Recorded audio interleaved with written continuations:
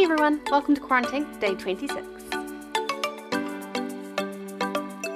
Kia ora everyone, this is Hey Johanna. Welcome to day 26 of QUARANT-INK. Thank you so much for joining me for the final Sunday of April.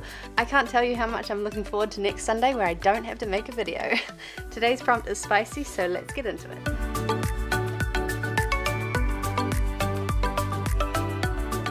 Okay, so day 26's prompt was spicy. If you've watched some of my previous QUARANT-INK videos, you'll probably have heard me say either I don't know what to draw or I knew instantly what to do for this prompt. There seems to be no rhyme or reason for why it's easy for me some days to come up with an idea and extremely difficult on others. Some prompts inspire me completely, some leave me stumped, and it's unpredictable. When I was creating the prompt list nearly a month ago, I wrote down spicy thinking it could be really cool, fun, and interesting. I just assumed I'd be very inspired by it, but this was one of those days that I was just so stuck. So I spent nearly an hour doodling, looking up pictures of spicy things, thinking of synonyms, and trying to think of all the spices in the world. Eventually, I ended up taking a break after making no progress and just sat musing over how much I hated cinnamon and cloves. It's probably quite lucky I was raised in the Southern Hemisphere. Our Christmas food was not so heavily influenced by the flavours of cinnamon and cloves, but in Europe it's just everywhere. Anyway, I began thinking about maybe drawing cinnamon and cloves as human characters. I started jotting down some characteristics of the two spices, and I tried to think of what these spices would look like if they were humans, but honestly, how do you make tree bark into a character?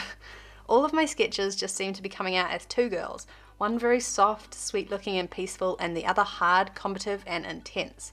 And as I had no other ideas, I went with this theme, adding animal ears and antlers to the girls too, along with some flowers, because cinnamon and cloves give me kind of forest vibes.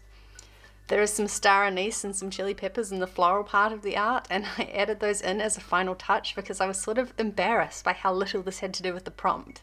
I didn't think that the girls came out looking like the human version of those spices at all, but it wasn't that I wasn't pleased with the drawing, it just wasn't particularly spicy.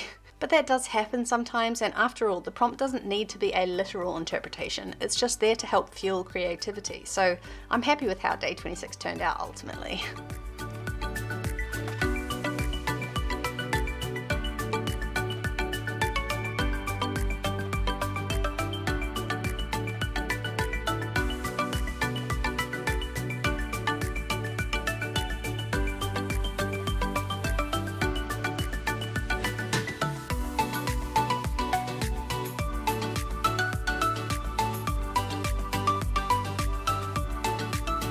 So here is the finished piece for day 26 using the prompt spicy.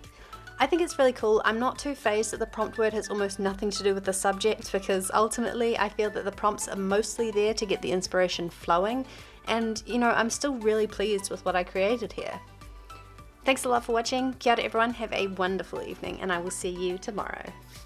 Bye!